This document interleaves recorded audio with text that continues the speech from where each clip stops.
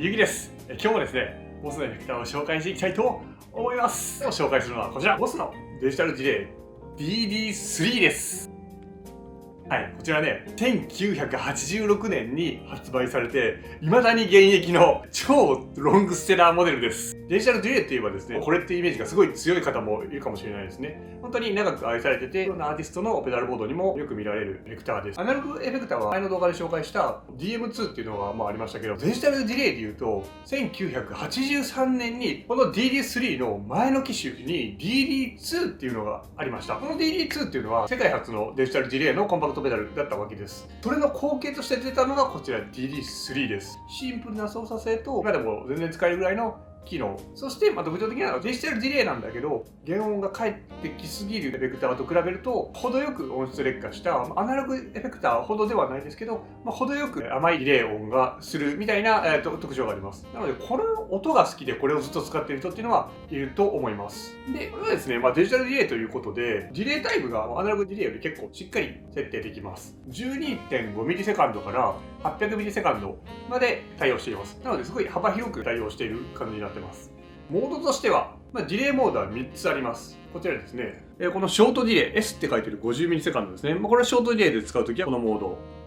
で、ミドルかミディアムですかね。この M って書いてるのが200ミリセカンドを起点としたモードです。こっちのロング L ですね。これは最大800ミリセカンドのモードになります。なのでロングディレイだったらこっちに設定して、ロングの中でここですね、このディレイタイムで細かく設定するという感じになっております。音としての特徴も一つですけど、非常に使いやすい、狙った音が出しやすいっていうところもとても愛されている理由なんだと思います。実際ね、僕もこれ非常に使いやすいなと思います。で、アウトなんかはここに書いてるんですけど、ダイレクトアウトって書いてますよね。なのでこれもインプットから入れた音をエフェクトアウトとダイレクトアウトで、ステレオで使えますよっていうことですね。で、この時代の、エフェクターにしてはもう十分機能は揃ってて、非常に音も作りやすくて、でその音も独特で素晴らしいっていう感じなんですけれども、今の最新の機種とかと比べるとやっぱり見劣りするところといいますか、機能面で足りないところっていうのがあったりするんですよ。でそれを補ったのが、DD3T っていうのが今売ってますよね。現行で発売されてて、この DD3 も売ってるんですけど、この DD3T は、この音をそのままにタップテンポなので、演奏しながらテンポに合わせて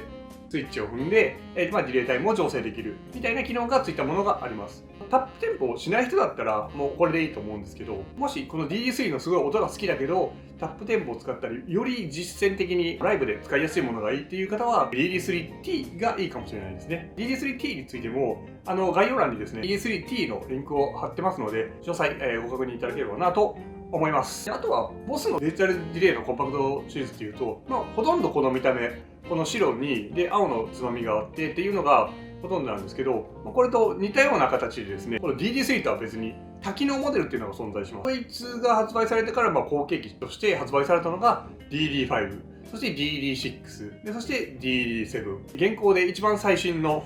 DD8 っていうモデルまであります。それらに関してはそれぞれこのベースの音、この使い勝手のままですね、非常に多機能なループ機能だったり、リバースディレイとかパンニングディレイとか、いろんな機能が含まれたものが、存在します。なのでですね、こいつがいいなと思って、もっといろんなことをして試したいという方は、そういったものを試してみるといいんじゃないかなと思います。現行では多分 DD7 と DD8 があるんじゃないかなと思いますので、ただですね、他の DD5 だったり DD6 も、中古市場で見られると思うので、興味がある方は探して試してみてください。はい、ということでですね、こんな感じで DD3 の音を聞いていきましょう。ギターは毎度おなじみ、こちらギブソンの ES335 で試したいと思います。でアンプはこちらですね、オレンジのロッカーバーグマーク2 100にマイクを立てて収録します。ということで DD3 の音を聞いていきましょう。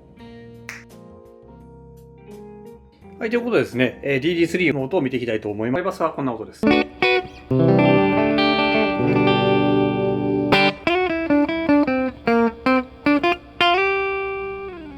んな音です。まずはですね、全部12時で、モードもとりあえず800ミリセカンドのモードになっています。音を見ていきたいと思います。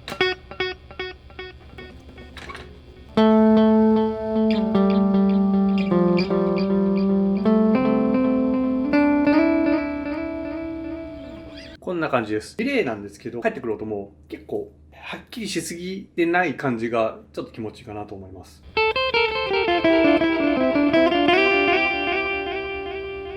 で、今これ L モード、ロングモードなんで結構800ミリセカンドでしっかりめにかかっています。他のつまみを見るためにこのままいきたいと思います。こっちですね、エフェクトレベルっていうのは、文字通り。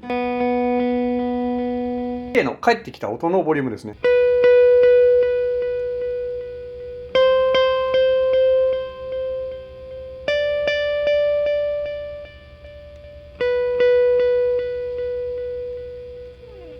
こうやって強くすると原音と同じぐらい返ってきたりなります。返ってきた音も原音みたいに聞かしたい時とか。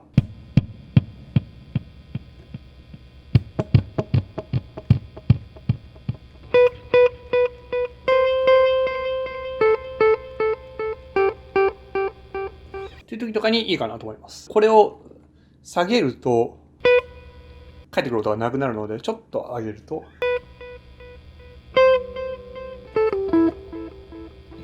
返ってくる音が原音に比べてだいぶ小さくなりましたね。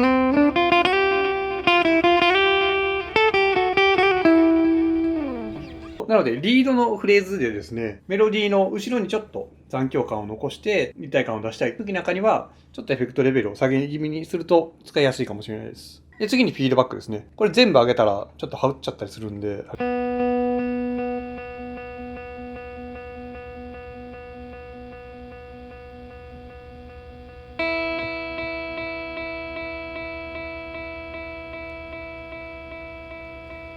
こんな感じで、いつまでも音が続くような感じですね。なので、これを弱くすると、2回。短く切れます。返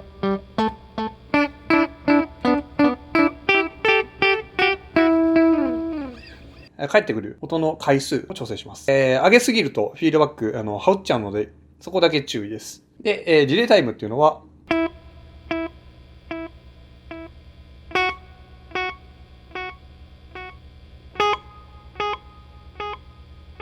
返ってくる音の間隔ですね、を調整します。下げると。こ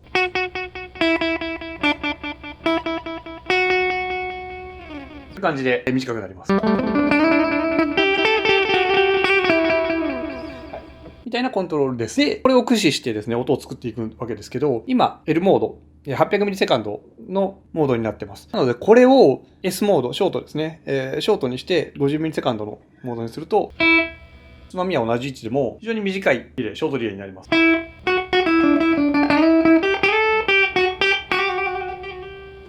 この中で、ディレイタイムはここでモードをいじるんですけど、ショート、ミディアム、ロングであるんですけど、この中でショートを選んで長くするとか、ミディアムを選んで長くするとか、ロングを選んでさらに長くするとか、短くするとかっていう調整をここでします。なので、今ショートディレイなので、非常に短い。多分50ミリセカンドがマックス。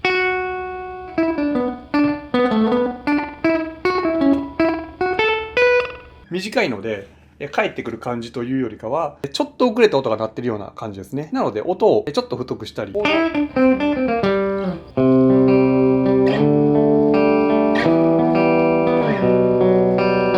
な感じで、あんまりかかりすぎてほしくない時と、長くかけたくない時とかに使うといいかなと思います。で、次、ミディアム。これはさっきよりは、長い200ミリセカンドのモードですね。これをマックスにすると、こ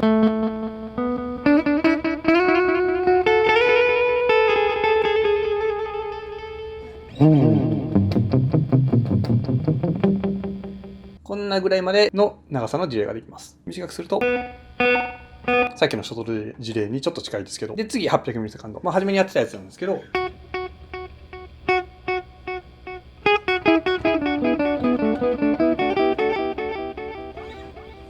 800ミリセカンドまでディレイタイムを伸ばせます。非常に使いやすいかなと思います。まずはここでどれぐらいの長さのディレイにしようかっていうことを選んで、その中でどれぐらいの長さなのか、フィードバック、どれぐらい残ってほしいのか、そして返ってくる音のボリュームはどうなのかっていうところをこの3つで調整します。だから非常にわかりやすいと思います。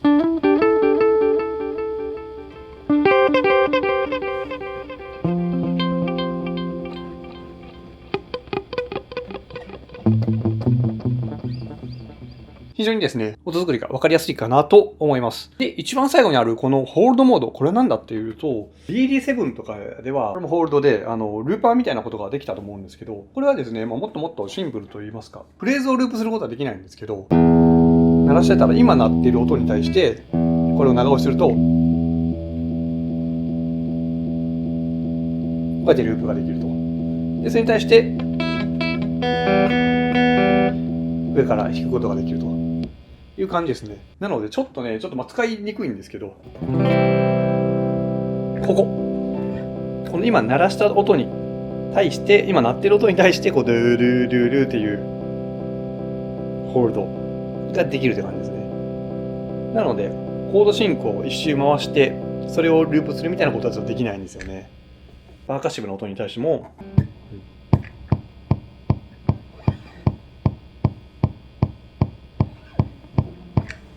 こういうことができたりします。ワンポイントで使えるかなっていう感じがしますね。はい。そんな感じの DD3 です。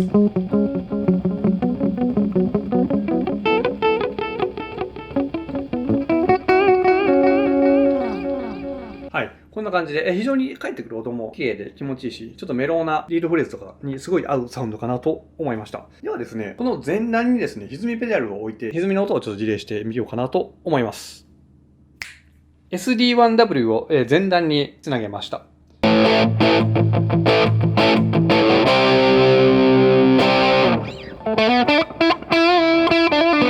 い、こんな感じで、ちょっとドライブさせた音にしました。これで、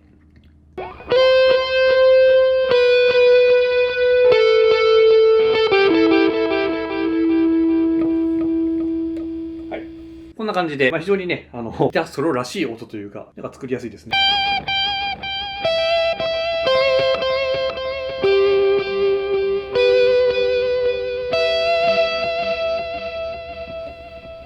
こうやってちょっと調整して、こ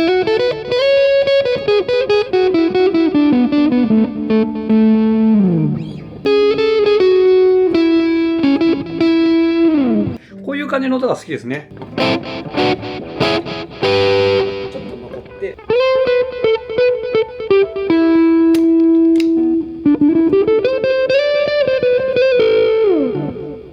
こんな感じでですね、リードのフレーズで使うディレイというのがこの DD3 はすごくいいかなと僕は思いました。はい、ということでいかがだったでしょうか。DD3 非常に使いやすいかなと思います。一番いいなって思ったところは、目指した音が簡単に直感的に操作ができて使いやすいってところが自分は一番いいなと思いました。今いろんな機能を持った多機能ディレイがたくさんあるんですけど、不定8分のディレイだったり、リバースディレイだったり、ループ系だったり、あとパンニングだったり、いろんなですね、機能があって、いろんな使い方がたくさんできるのがディレイだと思うんですけど、そんな多機能のディレイも素晴らしいと思うんですけど、やっぱり自分はそのシンプルに音が作りやすくて、直感的に変えれて、で、自分の音に対してどういう音を作り出してくれるのかっていうのが、一目瞭然で、使ってたらすぐわかるところがですね、一番いいなと思いました。やっぱりね、こういう初心者だったりも扱えるような、価格帯で売られているエフェクターであって、ディレイ初めてがこれっていう方もたくさんいると思うんですよ。でそういった中で、ディレイ全然わかんねえや、難しいからやめたとか、そういうのじゃなくて、これいいねってすぐ思える。そんなところがですね、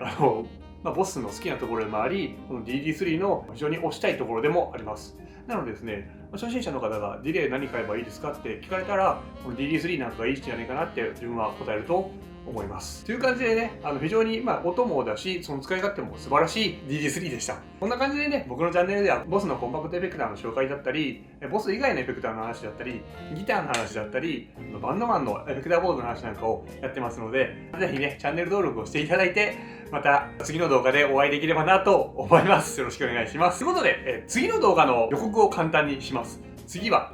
こちら、ボスのですね、JB ハングリードライバーっていうのを紹介します。これはですね、AHS とボスのコラボレーションのペダルです。ぜひお楽しみに。ということで、本日はボスの超定番デジタルディレイ DD3 の紹介でした。ありがとうございました。ゆきでした。じゃあね。